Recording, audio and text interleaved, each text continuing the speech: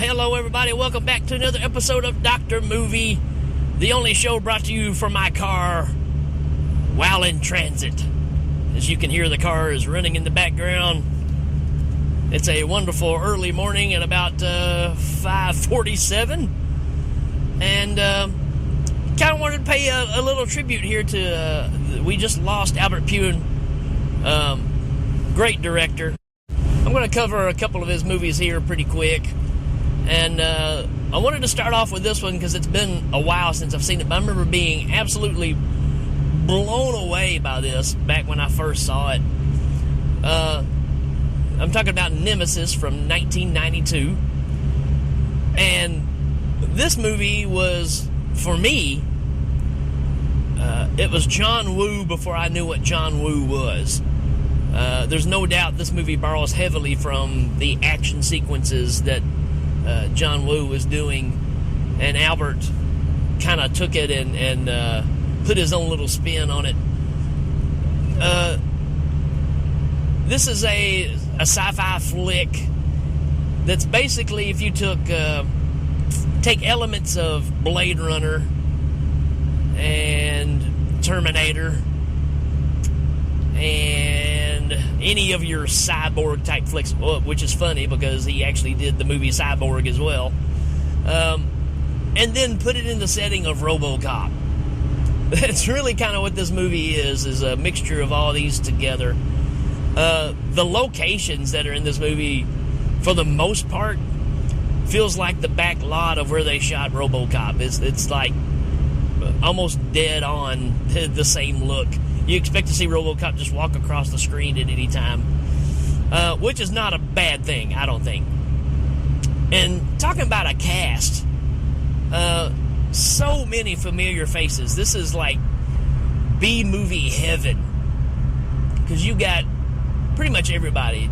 Thomas Jane, this guy, you've seen him a million times. Deep Blue Sea, a lot of different flicks that he's been in. Maybe the only problem with this movie is there is too many characters, and it kind of keeps you confused on good guys, bad guys, all that kind of stuff. We've got Shang Tsung from the Mortal Kombat movies, also James Bond movies. You've got Tim Thomerson. That's right, you got Doll Man himself playing a pretty significant role in this movie. My favorite role that he was ever in is a very unpopular movie that I absolutely love, which is Rhinestone, which I will probably talk about on here. Rhinestone is Sylvester Stallone and Dolly Parton together in a movie, and Tim Thomerson plays a character named Burdette, which is an old boyfriend of Dolly Parton's, and he's hilarious. But it's Tim Thomerson. You know what you're getting there, right? He's pretty much him anywhere he goes. We got Yuji Okamoto in this as well. Akumoto, sorry. Chance from Karate Kid, right? Albert Pyun likes to use him a lot in his movies. He's in several of his flicks. And really, the list goes on and on. Tom Matthews is in this. Return of the Living Dead, Friday the 13th Part 6, right? You got Deborah Shelton, which, you know, a knockout. She's in so many movies. But, like I said, there's so many people in this movie. And the only struggle that I feel like is in this flick is trying to distinguish who's the good guys, who's the bad guys. Another weird fact about this movie, too, is all the names are switched. All the girls have guys' names. All the guys have pretty much girl names.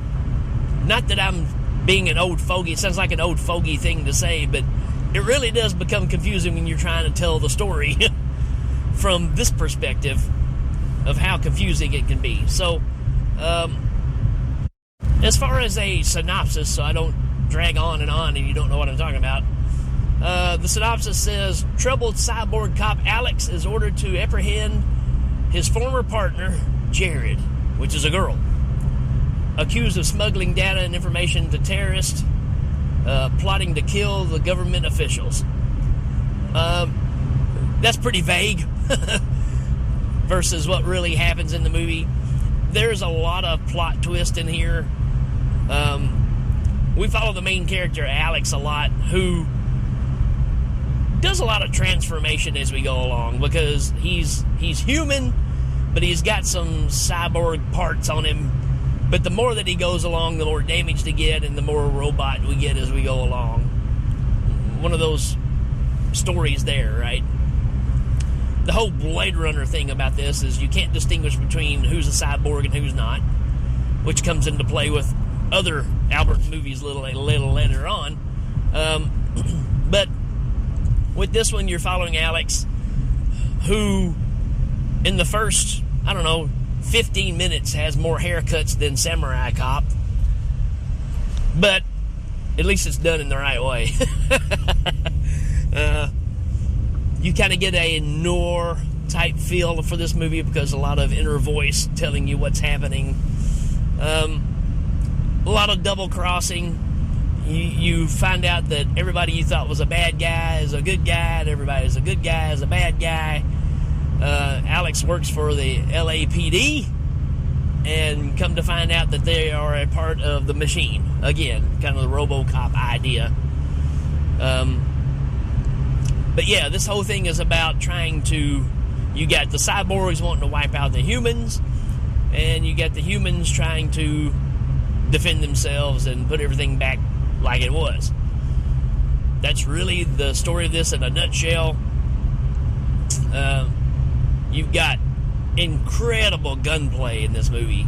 There's some action sequences that are just top-notch. That's what I remember most about this movie. I think the story, you can kind of go, it's pretty atypical now. We've seen this story told a bunch of times. This may be one of the first ones to do it this way. So Albert was kind of that way. He kind of was ahead of everybody as far as ideas, and other people take the ideas and become more successful with them. Not saying that in a bad way. I pretty much love all the movies that Albert has made, and it's a tragic loss, because this guy was really good at taking nothing and turning it into quality as best as he could with what he was handed, right? This movie is no different, man. There's some great scenes that a lot of times don't make sense. There's a fight scene that happens on a amusement park water slide, but it's been abandoned, right? It's like in RoboCop land, but it's been caked in mud, and Alex and a bad guy are going down the slide. The bad guy's on top of Alex and beating him in the face. Alex is going head first. They're both going head first. And it's just a great fight scene going down the slide. And the cool thing about what throws you is the fact that some of these people get hurt in ways that, if they were human, would obviously, kill them instantly. But these things are cyborgs, so even though their head gets knocked off, they're still functioning, which makes for a lot of fun action. Not to give too much away. By the time you get to the end of this thing, like I said, you found out Tim Thomerson is kind of the lead as far as the bad guys in this movie, which is typical, again, right? That's kind of where he fits into everything. And there's this great shot where Alex and this girl who becomes his partner, and she's pretty handy with weapons too, but they jump off this waterfall to get away from Tim Thomerson, and in the process, Alex does a somersault, a backward somersault, and shoots Tim Thomerson with this gun that almost is like a bazooka, even though it's a handheld gun. And you're thinking, okay, he just blew him all to pieces. Well, all he did was blow all the flesh off the cyborg. So now you got a, Terminator stop motion, creation chasing after him from that point on. That kind of dates it a bit because it is stop motion and it's not the best. But there is, I have to say, a really good fight scene between Alex and the endoskeleton cyborg. It's a pretty awesome fight. So that's really all I can say about this one. It's a great idea. It's a little confusing because of how many characters you have, lots of twists and turns, but it is action-packed from beginning to end. It does not let up, which is pretty impressive too. And again, there's so many scenes in this that are burned into my mind. Like there's one scene where Alex is like on the top floor of this building, and to get away, he starts shooting through the floors as he's falling through and cutting them away enough to keep falling through till he gets to the floor level. I had never seen really anything like that before till I saw this movie, and that just always stuck with me, is how impressive of an idea that was. You get a lot of shooting through walls and busting through.